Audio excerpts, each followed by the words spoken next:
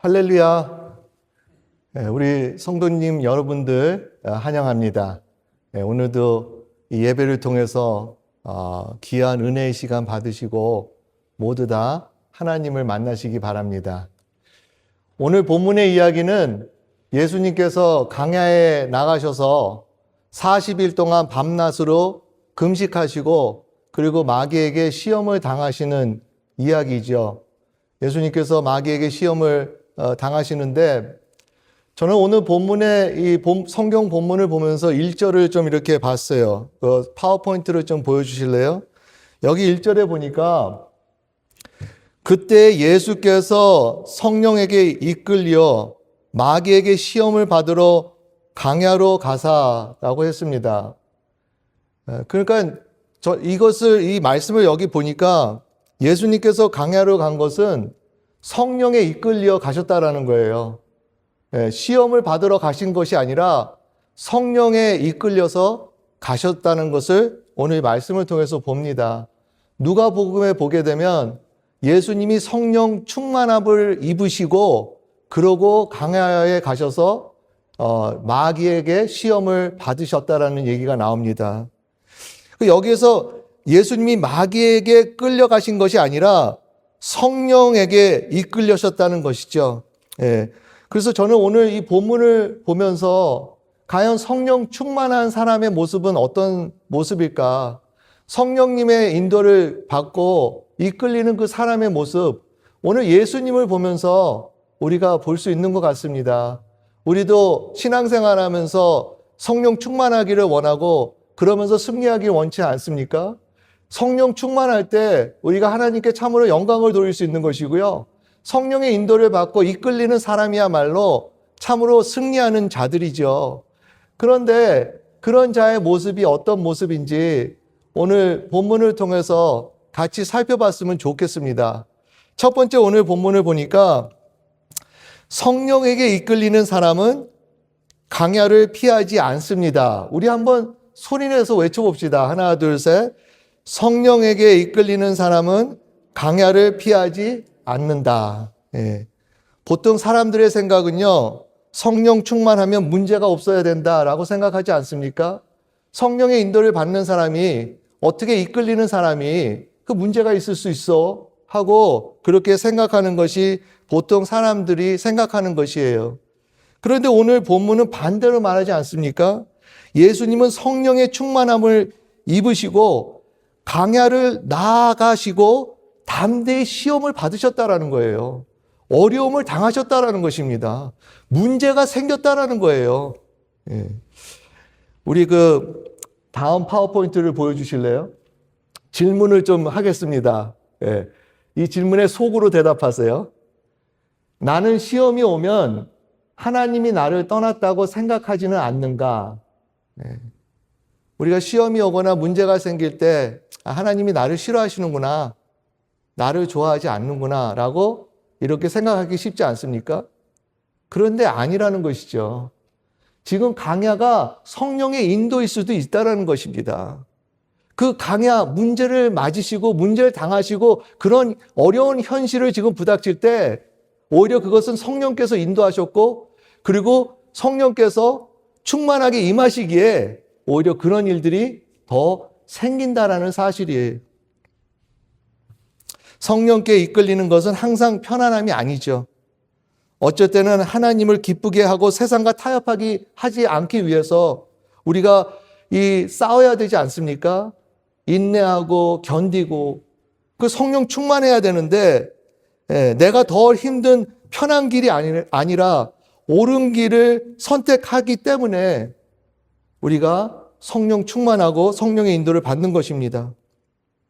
예수님께서 하나님 아버지의 사역을 감당하시기 위하여 강야를 가시고 시험을 또 받으셨어요. 오늘 우리가 지금 예수님께서 이 강야 사건을 통과하시는데 바로 이때가 언제냐면 이제 예수님께서 사역을 시작하시려고 하는 때입니다. 바로 직전에 이런 일이 일어났어요. 그러니까 우리가 뭐를 볼 수 있냐면요. 예수님께서 이렇게 성령에 이끌리시고 강야에서 시험을 받은 거는 그 성부 하나님의 구원의 계획을 새로 그 사역을 새로 시작하기 위해서구나 라고 볼 수 있는 것이에요. 그러니까 이 강야는 예수님을 준비시키신 것이죠. 사역할 수 있게.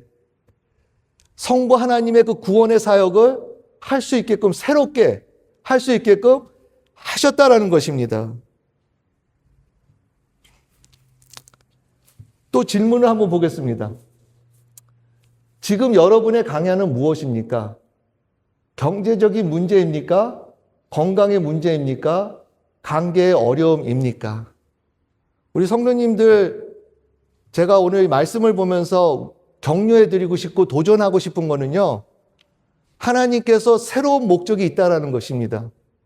하나님께서 새로운 비전이 있으셔서 각자 성도님들을 그 강야를 지나가게 하시는 거예요.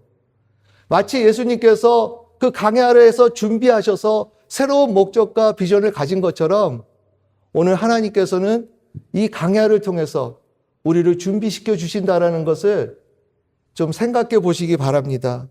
이 시간이야말로 우리가 새로운 목적을 갖는 시간이고요. 이 시간이야말로 우리가 새로운 비전을 가질 수 있는 것이에요. 어떻게 보면 우리 교회가 그런 시간일 수도 있어요. 참 어려움을 지나가고 있어요. 강야 같은 시간입니다. 그러나 하나님께서 이 시간을 통해서 오히려 새로운 비전을 주신다라는 거, 이 시간을 통해서 하나님께서 새로운 목적을 주신다라는 거. 할렐루야. 예, 각각 개인의 삶도 그래요. 여러분들 어려운 상황을 지나가고 있습니까? 하나님께서 새로운 비전을 주시고 새로운 목적을 주시기 위해서 그런 강야 같은 시간을 허락하셨다라는 것을 좀 생각해 보시기 바랍니다. 예. 다음 보시면 하나님은 성도님 여러분을 멈추게 하는 것이 아니라 새로운 사명을 주시는 것입니다. 예. 그 사명 발견하시고요. 그 사명 보시고요. 그 사명으로 새롭게 일어나는 우리 모두가 되기를 바랍니다. 어려운 이런 상황에서 불행하다고 생각하지 마시고 하나님이 나를 떠나셨구나 라고 그러면서 실망하는 것이 아니라 하나님께서 분명히 목적이 있구나. 나에게 새로운 사명을 주시려고 하시는구나. 우리에게 새로운 비전을 주시려고 하는구나 하시면서 새 희망을 갖고 일어나시는, 새 힘을 갖고 나아가시는 우리 모두 되기를 간절히 바랍니다. 두 번째로 오늘 이 말씀을 보면서 우리가 보는 것은요, 성령으로 이끌리는 사람은 말씀으로 시험을 이깁니다. 예. 우리가 성령으로 이끌려서 강야 생활 같은 그런 곳에 있을 때 말씀으로 이길 수 있는 것이에요. 예수님께서 3번 시험을 당하시지 않습니까? 3번 시험을 받으세요. 근데 그 3번 시험을 받을 때마다 예수님께서 뭐라고 말씀하십니까? 기록되었으되, 기록되었으되, 기록되었으되 하고 말씀으로 부닥치시잖아요. 예수님께서 내 생각에는 내 과거의 어떤 경험으로 의하면 내가 보기에는 그러지 않으셨어요. 성경 말씀에 기록되었을 때, 기록되었으되 하시면서 예수님께서 현실을 부닥치시는 것을 보게 되는 것이죠. 그 다음 파워포인트를 보시면 성령에게 이끌리는 사람의 특징은요, 능력이 아닙니다. 힘이 아니에요. 순종인데요. 어떤 순종입니까? 우리 다 함께 하나, 둘, 셋. 말씀 순종. 다시 한번. 말씀 순종입니다. 무작정 순종은 아니에요. 말씀 순종입니다. 예. 그 다음 파워포인트를 보실래요? 저는 우리 교회는 말씀 중심의 교회가 돼야 된다고 봅니다. 근데 이 말씀 순종, 말씀 중심의 교회가 되려면요, 어떻게 해야 됩니까? 말씀을 많이 접해야 되잖아요. 말씀을 많이 읽으시고, 말씀을 많이 묵상하시고, 그래야 되지 않습니까? 말씀을 알아야지 순종을 하죠. 말씀을 모르는데 어떻게 순종할 수 있겠습니까? 그래서 저희는 말씀 중심이 되기 위해서 말씀을 많이 읽어야 되겠고, 많이 묵상해야 되겠다고 봅니다. 우리 성도님들 지난주서부터 주보 어떻게 잘 사용하시는지 모르겠어요. 거기 보면은 성경 읽기표가 있죠. 월요일, 화요일, 수요일, 목요일, 금요일, 토요일.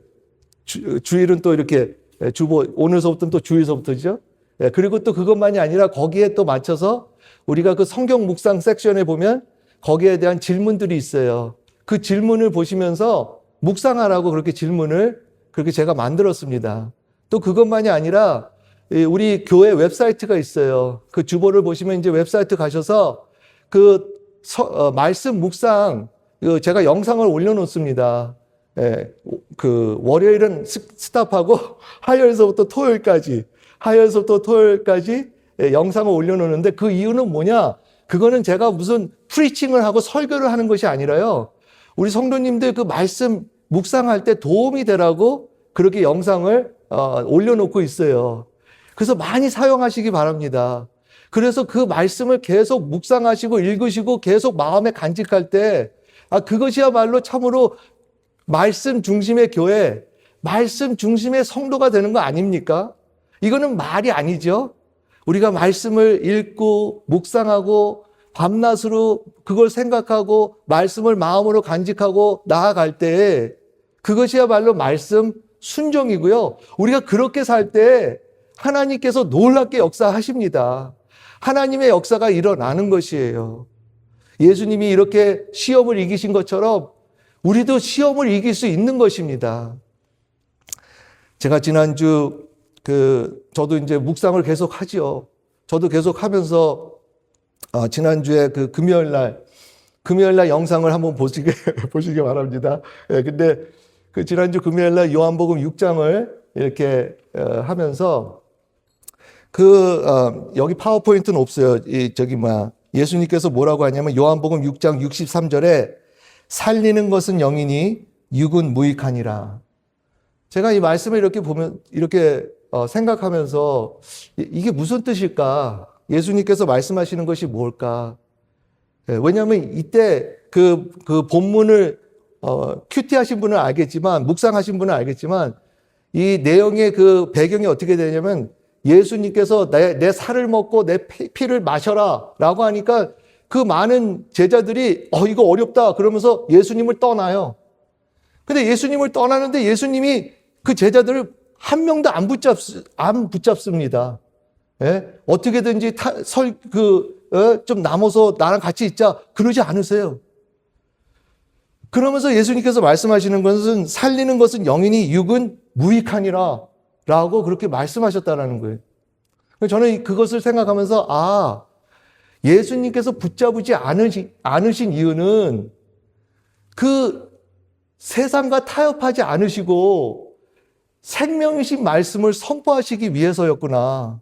예수님은 숫자를 어떻게 늘리려고 인기를 끌려고 그러시는 분이 아니라 한 명이라도 생명을 살리시기 위해서 예수님께서 그렇게 붙잡지 않으시면서 이런 말씀을 하셨구나. 영이 살린다는 거예요. 영은 하나님 아닙니까? 그리고 영은 예수님이세요. 내 말씀, 예수님의 말씀이 살린다. 그 육은 뭡니까? 육은 세상적인 기준, 세상 기준. 그거는 무익한 것만이 아니라 오히려 우리를 사망의 길로 가실 분이 없게 하는 거죠. 마치 숫자를 늘리는 것과 마찬가지예요. 숫자를 늘리는 것은요, 어떻게 보면 세상 기준입니다. 그래서 저는 이것을 보면서 참 도전이 됐어요. 왜냐하면 목사로서 이 한 명 늘리는 것이 얼마나 중요하겠습니까? 요즘 교회가 점점 줄어드니까 이 봉사할 사람도 없어요. 한 사람이 얼마나 중요한지 모르겠어요. 그럴 때 그 한 사람 잡아야죠. 그런데 오늘 이 묵상을 하면서 지난 금요일 날 묵상을 하면서 다시 깨닫게 되는 것은 그렇지 한 사람 잡는 것보다 내가 한 사람 생명을 살려야지. 할렐루야. 생명을 살려야지. 살리는 것이 목적이지 늘리는 게 목적이 돼서는 안 되지 하면서 말씀을 다시 깨닫게 되고 거기에 순종하는 자가 되게 되더라고요. 우리가 말씀을 이렇게 묵상하고 말씀을 읽고 말씀을 접하고 말씀을 계속 마음에 간직하면서 깨닫지 않으면요, 말씀을 몰라요. 지식으로 알면은 뭐가 되겠어? 지식을 아는 것도 필요하겠지만 그것은 어떻게 보면 정보 얻기만이지 생명을 살릴 수도 없고 말씀 순종할 수도 없습니다. 성도님 여러분들 심각하게 들으시기 바랍니다. 그래서 제가 그때서부터 그렇지, 내가 목사지만 내가 숫자를 늘리는 것이 아니라 생명을 살려야지. 한 명이라도 생명을 살려야지. 네? 그래서 기도가 나오더라고요. 하나님, 생명 살리는 목사 되게 해주시옵소서. 네? 성령 부어 주시옵시고 생명 살리게 해주시옵소서. 그런데 현실은 어렵습니다. 현실은 너무 숫자가 줄어들고 있습니다. 그럼에도 불구하고 말씀 순종하는 자가 되게 하여 주시옵소서. 할렐루야. 현실은 어려워요. 네, 말씀 순종하기보다 세상 기준으로 살기가 더 지금 필요할 수가 있어요. 그럼에도 불구하고 우리 성도님께 도전하고 싶은 거는 말씀입니다. 말씀 중심으로 우리가 이길 수 있어요. 세상 기준으로 가면은요, 그 결과는 뭡니까? 패배의식이잖아요. 안 되는구나. 나 또 졌네. 네? 세상 기준은요, 우리를 패배의식으로 그냥 채웁니다.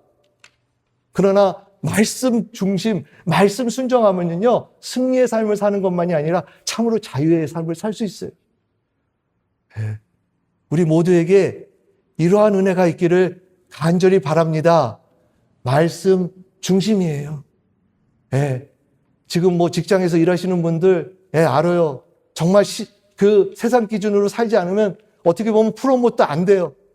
그럼에도 불구하고 성도님께 도전하고 싶습니다. 말씀 중심입니다. 하나님 기준이에요. 그런 상황에서도 말씀 접하시고 말씀 읽으시고 말씀 묵상하시고 그 말씀을 밤낮으로 생각하시면서 마음으로 간직하셔서 말씀 순종하셔서 참으로 승리하는 저와 여러분들이 되기를 간절히 바랍니다.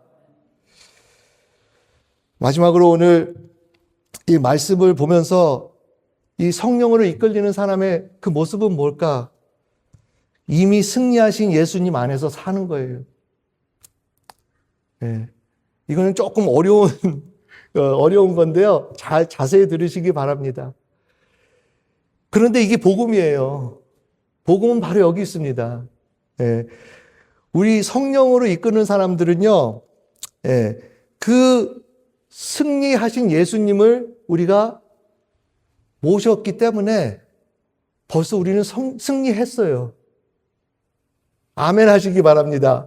승리했어요, 벌써. 왜? 예수님께서 승리하셨기 때문에. 그리고 오늘 그 강야에서 시험을 이기신 그거는 예수님께서 보여주신 거예요. 벌써 다 이기셨다. 그리고 십자가에서 완전히 이기신 것을 우리가 보지 않습니까?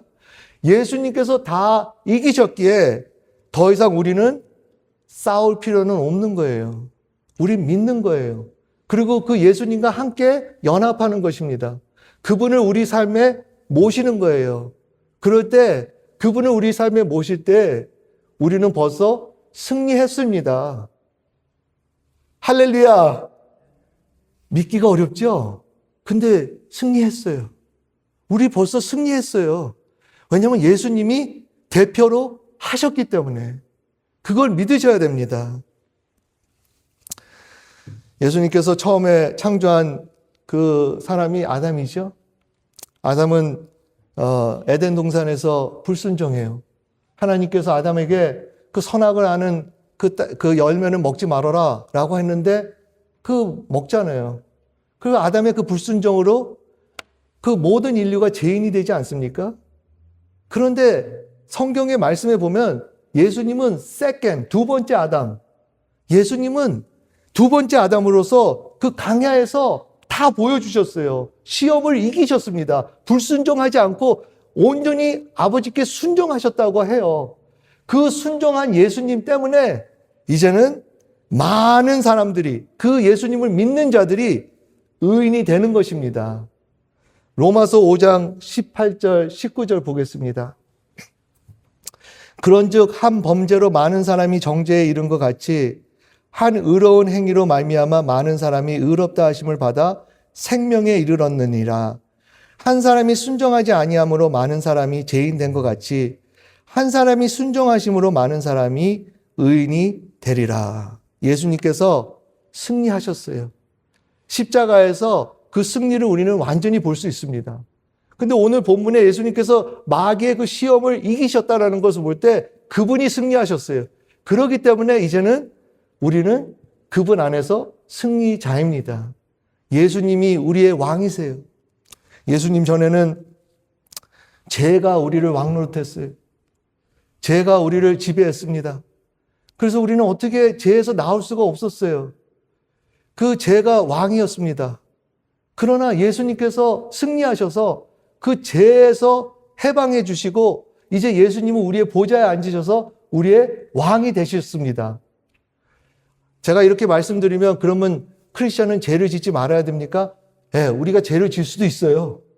그럼 그게 어떻게 예수님이 왕이 됐다고 얘기할 수 있습니까? 그러나 선택은요, 우리가 안 할 수 있습니다.